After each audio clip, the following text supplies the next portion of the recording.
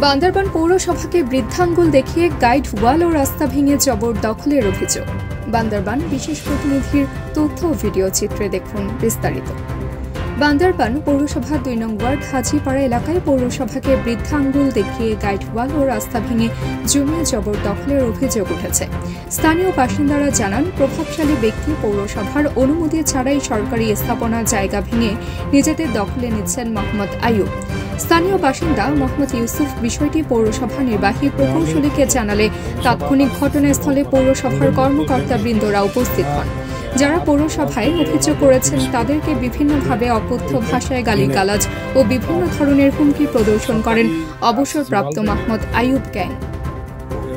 স্থানীয়দের অভিযোগ, এই ধরনের কর্মকাণ্ডে পৌরসভার কোনো অনুমোদন নেই এবং এটি সম্পূর্ণ অবৈধ। তারা আরও জানান, এই জবরদখলের ফলে সাধারণ জনগণের চলাচলে বিঘ্ন ঘটবে এবং পার্শ্ববর্তী লোকজনের ক্ষতি হবে।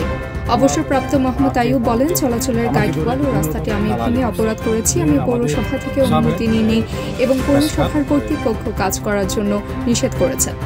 বান্দরবান পৌরসভার তদন্ত কর্মকর্তা সত্যজিৎ বাবু জানান, আমরা বিষয়টি সম্পর্কে অবগত হয়েছি এবং দ্রুত ব্যবস্থা নেওয়া হবে বলে জানান। তিনি আরও বলেন, যারা অবৈধভাবে সরকারি স্থাপনা ভেঙে রাস্তা দখল করার চেষ্টা করেছেন তাদের বিরুদ্ধে আইনানুগ ব্যবস্থা নেওয়া হবে। স্থানীয় প্রশাসন ও পৌরসভায় এই বিষয়ে তদন্ত শুরু করেছে এবং দোষীদের বিরুদ্ধে প্রয়োজনীয় পদক্ষেপ নেওয়ার আশ্বাস দিয়েছে।